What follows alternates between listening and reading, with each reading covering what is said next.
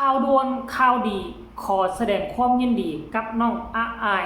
เพจลักเพจเดียวปัจจุบันนี้มีผู้ติดตามแตะ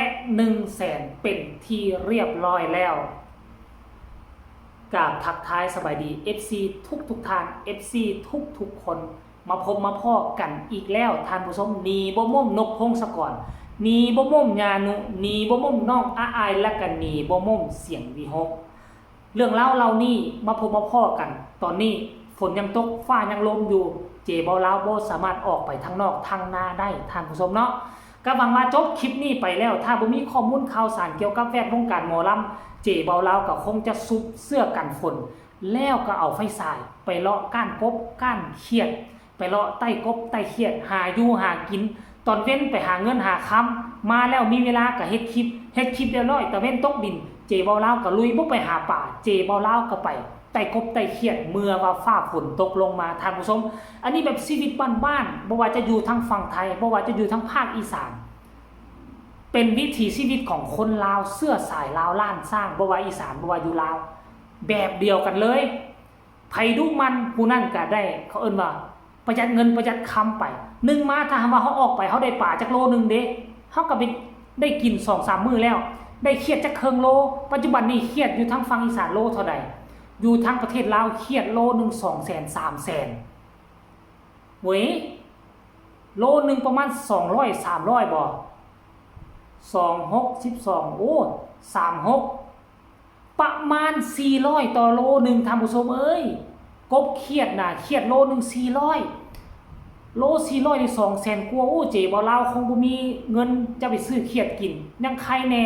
ไปการกบการเครียดเป็นย่านก็ไปผู้เดียวเอามีดคัดแอวไปท่านผู้ชมเนาะก้าวเข้ามาสู่หัวข้อหลักของพวกเฮาสาท่านผู้ชมเดี๋ยวพี่น้องสิว่านอกเรื่องหลายหมอบักลาวเอ้ยมันนั่นนี่ได้เดี๋ยวเขาสิว่านอกว่าให้เนาะคือนกพงศกรออกมาโพสต์ก่อนหน้านี้เมื่อ6ชั่วโมงที่ผ่านมาคือมื้อนี้แหละเพิ่นบอกว่าเพิ่นแคปหน้าจอได้แคปหน้าจอเพจของน้องอาอายอีหยังต่างๆนี่แหละเนาะแล้วเพิ่นก็เอามาลงเพิ่นบอกว่าศิลปินตัวน้อยของอีพอผู้ติดตามแตะ100,000 คนแล้วเก่งหลายว่าซั่นเด้รักมากนะครับลูกฝากติดตามลูกสาวในทุกๆช่องทางด้วยนะครับอาอายสกุณาพรละกานี่ตัวนี้ก็ทะลุ 100,000 แล้วท่านผู้ชมอาอายสกุณาพร 100,000 ผู้ติดตามกำลังติดตามคือ200 กว่าแล้วมาอีกเพจนึงท่านผู้ชมโอ้ทั้งต่ออันนี้เนาะทั้งต่อกับนี่ทั้งต่อกับ 117,400 กว่าผู้ติดตามเป็นที่เรียบร้อยแล้วท่านผู้ชมเอ้ยแล้วก็ยังอีกอันนึงท่านผู้ชมยังมีอย่างตื่นก่อนนี่น่ะตัวนี้แม่นอย่างนี้บ่เข้าใจตัวนี้นะInstagram บ่หรือว่าจังไหนท่านผู้ชมผู้ติดตามก็ 78,000 กว่าแล้วท่านผู้ชมอันนี้เขาเอิ้นหยังวะนี่เนาะอันนี้มันเพจอีหยังอันนี้เจโบลาบ่ฮู้ด้วยท่านผู้ชมสรุปแล้วก็ว่ามันทะลวงหมดแล้วแตะ100,000ทั้ง2อันแล้ว1มาต่อ2มากับเพจท่านผู้ชมหลังจากนั้นท่านผู้ชมเอ้ยนั่นหมายความว่าจังได๋นั่นหมายความว่าน้องอาอายนี่น่ะเนาะเป็นผู้หนึ่งที่สังคมให้ความสนใจที่สังคมให้ความตอบรับเป็นผู้หนึ่งที่มีหน้ามีตาอยู่ในสังคมเป็นผู้หนึ่งที่มีชื่อเสียงก็แล้วกันถ้าบ่มีชื่อเสียงก็บ่มีคนติดตามถ้าบ่มีคนติดตามเพจต่างๆก็จะบ่ทะลุ 100,000 ผู้ติดตามนั่นเองท่านผู้ชมเนาะเพราะฉะนั้นแล้วไผยังบ่ทันกดติดตามก็ขอให้ทุกคนไปกดติดตามเด้อเพื่อสนับสนุนเพื่อให้กำลังใจตัวศิลปินเพื่อให้กำลังใจตัวน้องอาอายเนาะท่านผู้ชมเนาะเอาเป็นว่าเดี๋ยวจะไปเบิ่งเรื่องราวคอมเมนต์หลังจากที่บอสนกพงศกรโพสต์ลงเนาะ6ชั่วโมงคนมากดไลค์ให้ 3,000 กว่าคนมาคอมเมนต์300 กว่าคนมากดแชร์100 กว่าแชร์ละท่านผู้ชมเอ้ยมาเบิ่งคอมเมนต์แรกเพิ่นว่ารักนะคะลูกสาวพ่อจ๋าผู้ต่อมาน้องน่ารักขี้ดื้อก็แบบเด็กบ้านแบบเด็กๆ รวมแล้วแก้มปองปองรักที่สุดเด็กน้อยคนนี้ว่าซั่นโอ้ท่านผู้ชมเอ้ยบัดนี้คนต่อมาเนาะน้องเขาแค่ฝากท้องมาเกิดจริงๆเลยนะเขาคือพ่อลูกกันจริงๆนะคะว่าซั่นโอ้ยได้ใจไว้คอมเมนต์นี้ได้ใจหลายท่านผู้ชมแล้วผู้ต่อมาหลานยาหน้าฮักมีคนติดตามเยอะเก่งมากๆว่าซั่นเด้ผู้ต่อมาบัดนี้ติดตามทุกช่องทางครับลูกว่าซั่นผู้ต่อมาอีกบัดนี้ปาดเก่งมากครับว่าซั่นคนต่อมาติดตามทุกช่องทางของลูกแล้วลูกสาวแล้วและพ่อจ๋าและจ้าว่าซั่นเด้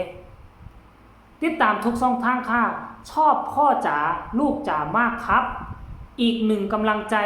ครับปังว่าซั่นเด้เก่งที่สุดลูกพ่อจ๋า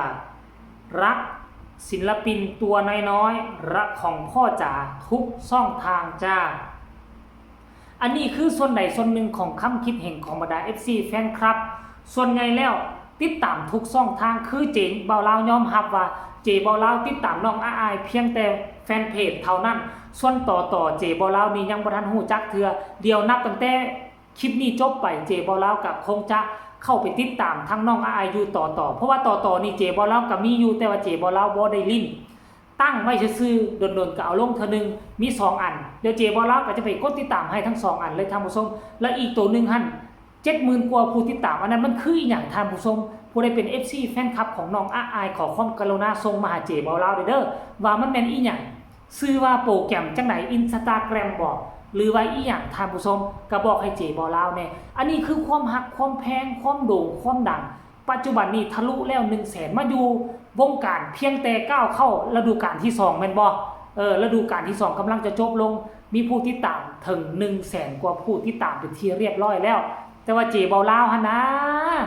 เฮ็ด YouTube เข้าปีที่3สิเข้าปีที่4แล้วผู้ติดตามช่องเจเบาลาวนี่น่ะมีเพียงแค่ 20,000 กว่าขอความกรุณาล่ะ FC ของเสียงที่6 FC นกพงศกร FC อา FC ฮักแพง FC อุงอิง FC คอปเตอร์เข้ามากดติดตามเข้ามากดไลค์กดแชร์ให้ช่องเจเบาลาวแน่เพื่อเป็นกำลังอกกำลังใจให้เจเบาลาวเนาะสิก้าวเข้าปีที่4แล้วเฮ็ดจังได๋คนติดตามที่ 20,000 กว่าขี้ไล่กับเป้าหมายเจเบาลาวจบปีนี้อยากให้มันมีผู้ติดตามจัก 30,000 มันสิพอเป็นไปได้บ่เนาะเอ้าคลิปนี้ก็ฝากไว้นี่แหละการเคลื่อนไหวของพ่อลูกครูบุญนกพงศกรกับน้องอายเอามาฝากเอามาต้อนกันเพียงซ้ำนี้ฝากทุกคนกดไลค์กดแชร์กดติดตามให้ช่องเจเบาลาวแน่ที่สำคัญอย่ากดข้ามโฆษณาพบกันใหม่ในคลิปหน้าสำหรับคลิปนี้ขอกล่าวคำว่าสบายดีบ๊ายบาย